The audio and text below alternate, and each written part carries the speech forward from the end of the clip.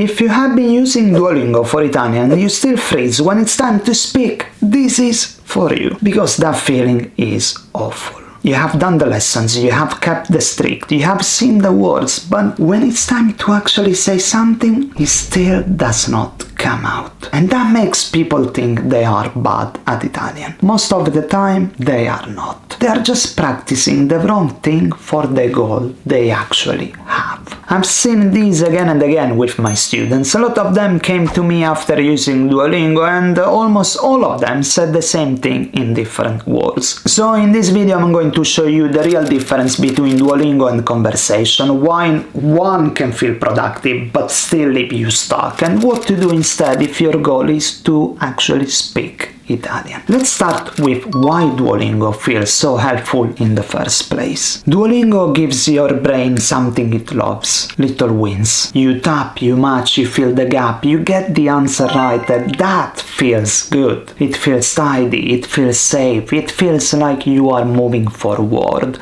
And to be fair, sometimes you are. You might be learning a few words, you might be seeing useful phrases, you might be building a bit of routine. So I'm not here to pretend it does nothing. The problem is this: real conversation does not look anything like that. Nobody gives you 3 options. Nobody lets you drag the answer into place. Nobody waits while you scan the screen and think, I know I've seen this before. In real conversation, you have to hear the Italian, find the Italian, say the Italian, and that is the real difference. Duolingo helps you recognize Italian. Conversation forces you to produce it. And that is exactly why so many learners get a shock when they move from app practice to real speaking. Conversation is uncomfortable for one very simple reason. It tells the truth very quickly. It shows you whether the word is really available to you or whether you only recognize it when you see it on a screen.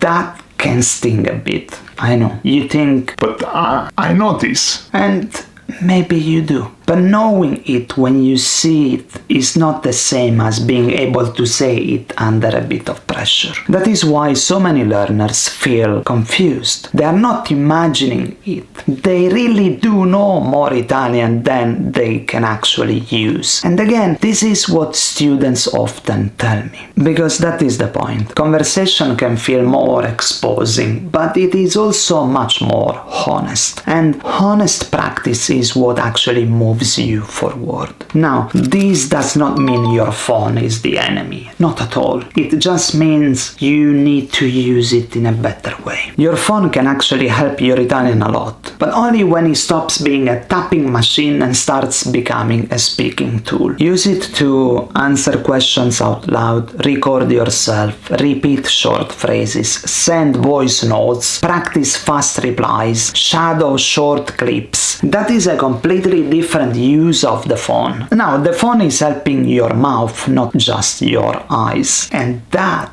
matters, because if your goal is speaking, then your practice has to include actual speaking. Not perfect speaking, not long speeches, just real spoken output. Even something simple like this helps more than people think. Look at the question on your phone. Answer it out loud. Record it. Repeat it tomorrow. That is already much closer to real Italian than tapping the right answer on a screen. So the problem is not really Duolingo or phone. The real question is much simpler. Does this practice make me speak Italian or just look at it? I think the fairest way to say this is Duolingo can help you with exposure, routine, a bit of vocabulary, sometimes weird vocabulary, keeping Italian in your day, and that is fine. But conversation helps with retrieval, speed, confidence, handling pressure, turning knowledge into speech. That is why for speaking there is no real comparison. The problem is not using Duolingo. The problem is treating it like conversation, because it isn't.